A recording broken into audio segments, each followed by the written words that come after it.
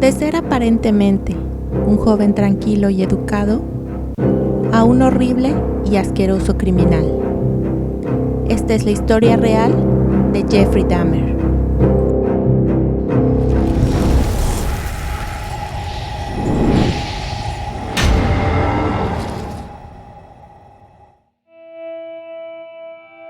Nacido el 21 de mayo de 1960, estadounidense, Jeffrey Lionel Dahmer era un chico de apariencia afable, muy educado y un tanto introvertido. En la infancia, se dice que Dahmer fue privado de atención cuando apenas era un bebé. Su madre era conocida por ser una persona ávida de atención y compasión, que le gustaba discutir con su marido en repetidas ocasiones, e incluso llegar a pleitos con sus vecinos. Cuando Dahmer entró en el primer curso escolar, los estudios universitarios de su padre lo mantenían lejos de casa la mayor parte del tiempo. Su madre, hipocondríaca y con depresión, exigía atención constantemente y pasaba la mayor parte del tiempo recluida en su habitación. En consecuencia, ninguno de los dos padres dedicaba mucho tiempo a su pequeño hijo, además de las numerosas discusiones entre ellos durante los primeros años. Desde una edad temprana, Dahmer manifestó su interés por los animales muertos, fascinación que pudo haber comenzado cuando a los 4 años vio a su padre sacar huesos de animales de debajo de la casa familiar. Según el padre, a Dahmer le emocionaba el sonido que hacían los huesos al chocar unos con otros, y de vez en cuando buscaba más cadáveres debajo y alrededor de la casa de la familia. En 1968, la familia se trasladó a un domicilio en el condado de Summit, Ohio. La casa se encontraba en medio del bosque, con una pequeña cabaña a poca distancia, donde Dahmer comenzó a coleccionar insectos grandes como libélulas y polillas, esqueletos de animales pequeños, ardillas y algunos otros roedores. Algunos de estos restos los conservó en frascos de formaldehído. 2 años más tarde, se encontraba cenando pollo. Dahmer le preguntó a su padre Lionel, ¿qué pasaría si los huesos de este se pusieran en lejía? Lionel, complacido por lo que creía que era la curiosidad científica de su hijo, le demostró cómo blanquear y conservar los huesos de los animales. Dahmer incorporó estas técnicas de conservación a su colección de huesos y también empezó a recoger animales atropellados, los cuales diseccionaba y enterraba. Colocaba ocasionalmente los cráneos sobre cruces improvisadas. En una ocasión, en 1975, Dahmer decapitó el cadáver de un perro, antes de clavar el cuerpo en un árbol y empalar el cráneo en el bosque detrás de su casa. El mismo año en que Lionel enseñó a su hijo a conservar huesos de animales, su madre empezó a aumentar su consumo diario de algunos fuertes medicamentos, laxantes y píldoras para dormir, lo que minimizó aún más su contacto tangible con su marido y su hijo. En la adolescencia, aunque muy poco comunicativo en su primer año en el instituto, Dahmer era visto por el personal como un chico muy educado e inteligente. Además, era un gran jugador de tenis. En mayo de 1978, se graduó del instituto. Unas semanas antes de su graduación, uno de sus profesores observó a Dahmer sentado cerca del aparcamiento de la escuela, bebiendo varias latas de cerveza. Cuando el profesor amenazó con denunciar el asunto, Dahmer le informó que tenía muchos problemas en casa, pues estaba llevando a cabo el divorcio de sus padres. Finales de la adolescencia y su primer crimen. 3 semanas después de su graduación, el 18 de junio, Dahmer recogió en una autopista a un chico de casi 19 años llamado Steven Hicks. Dahmer atrajo al joven a su casa con el pretexto de beber. Steven se dirigía a un concierto de rock en Chippewa Lake Park. Aceptó acompañar a Dahmer a su casa, con la promesa de tomar unas cervezas con él y después ir al concierto. Según Dahmer, el haber visto a Steven sin camisa, parado al lado de la carretera, despertó sus sentimientos y fantasías más oscuras. Aunque cuando el mismo Steven empezó a hablar de chicas, sabía que cualquier insinuación que hiciera sería rechazada.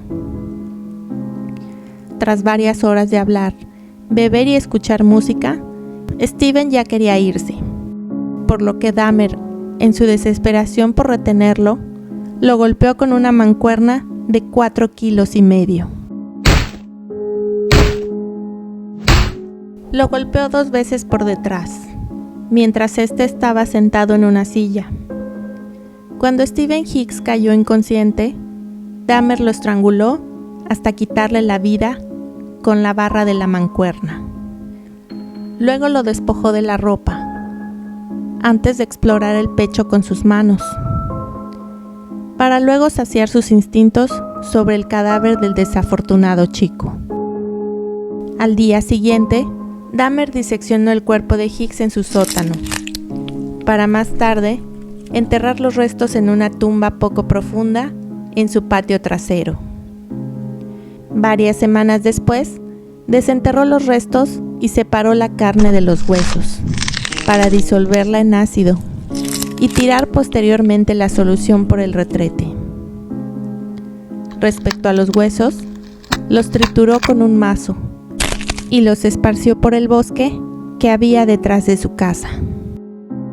Posteriormente, ingresó a la universidad, donde fue suspendido por sus malas notas, y después trató de enlistarse al servicio militar, en el fuerte de McClellan, en Anniston, Alabama, de donde fue dado de baja por sus problemas con la bebida. Más tarde, no quiso volver a casa con su padre por temor a enfrentarlo debido a sus múltiples fracasos. Así que decidió irse a Miami Beach, donde rápidamente encontró trabajo, pero gastaba la mayor parte de su sueldo en bebidas embriagantes, por lo cual no pudo pagar el alquiler. Así que finalmente se comunicó con su padre y pudo volver a Ohio. A su regreso, vivió inicialmente con su padre y su madrastra, pero siguió bebiendo en exceso, así que decidieron enviarlo con su abuela. Era el único familiar con el que parecía tener una gran afinidad. Ahí consiguió empleo y logró mantenerlo durante 10 meses. Y finalmente, también fue despedido. Aún así, no se daba por vencido y logró encontrar otro trabajo, en una fábrica de chocolate en Milwaukee. Al encontrarse más alejado de sus familiares y conseguir más privacidad, comenzó a darle rienda suelta a sus más oscuras y tétricas fantasías. En ese entonces, se citó en un bar con un hombre de 25 años, Steven Tuomi, y lo convenció de que fuera con él a un hotel en Milwaukee, donde Dahmer había alquilado una habitación. Según él, no tenía intención de terminar con la vida de Tuomi, sino que pretendía simplemente darle algún somnífero y acostarse a su lado mientras exploraba su cuerpo. A la mañana siguiente, Dahmer se despertó y encontró a Tuomi tumbado bajo la cama, con el pecho aplastado y con moretones negros y azules. Además, le salía sangre por la comisura de la boca. Los puños y un antebrazo de Dahmer estaban muy amoratados. No había duda de que él había sido el autor del crimen. Para deshacerse del cadáver de Tommy, Dahmer compró una gran maleta en la que transportó el cuerpo a la residencia de su abuela.